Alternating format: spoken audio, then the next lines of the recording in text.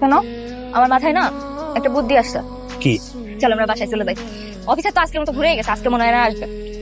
আমার মাথা মতো ঠিক আছে, এই জায়গা থেকে আমার বাসায় যাওয়া সম্ভব? আরে শোনো, রাত্রের বেলা আমরা বাসায় যে ঘুমাবো এসির মধ্যে, আর সকাল হলেই চলে আসবো। এইখানে আমি ঘুমাইতে পারবো না, এসে ছাড়া চলবো না। যদি এর মাঝখানে অফিসার আইসা করে? সকাল ভোর হওয়ার আগে আমরা চলে আসবো।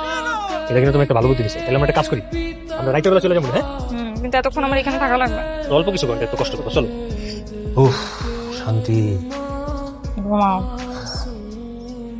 এত রাতে আবার কে ফোন দেয়? সর্বনাশ সর্বনাশ সর্বনাশ। কি হয়েছে? ট্যাক্স অফিসার ফোন দিছে। ফোনটা রিসিভ করো, কালকে কখন আসবে সেটা জানাবে মনে হয়।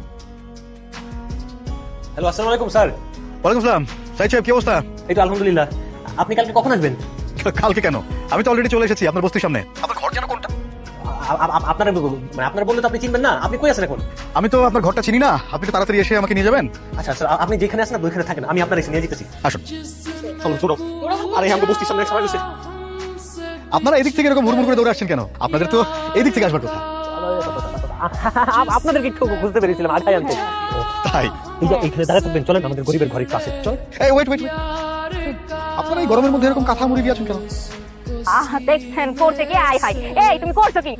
আসলে এসির মধ্যে থেকে থেকে অভ্যাস তো, কাঁথা গাইতে ঘুমাইতো, তো এখনো ওই অভ্যাস, কাঁথা গাইতে ঘুমাই। যখন শুনছে আপনারা আসছেন, তাই আর কি কাঁথা গাইতে চলে আসছে। বুক আছে। আর আপনার স্ত্রী, উনি কিন্তু খুব চালাক, এজন্য উনি নিজেও কাঁথা মুড়ি দিয়েছেন।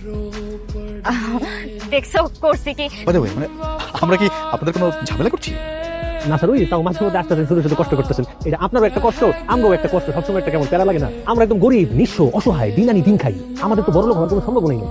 এই যে আপনি বারবার কষ্ট করে বলেন আসবো আসবো দেখা হবে, আমরাও একটা সবসময় টেনশনে থাকি, কবে একটু নাস্তা খাওয়াইতে পারলাম, কবে চা খাওয়াইতে পারলাম, কবে পারলাম না। কেমন দেখা যাবে? কোনো অসুবিধা নেই, আপনি আমাদের এই বিষয়টা নিয়ে একদম ভাববেন না। রাস্তায় অসংখ্য চায়ের দোকান আছে, সেখান থেকে আমরা চা খেয়ে নিতে পারবো। কিন্তু মাঝে মধ্যে আপনাদের খোঁজ খবর নিয়ে যাবো আমরা এসে। জসিম সাহেব, স্যার চলেন। আসি।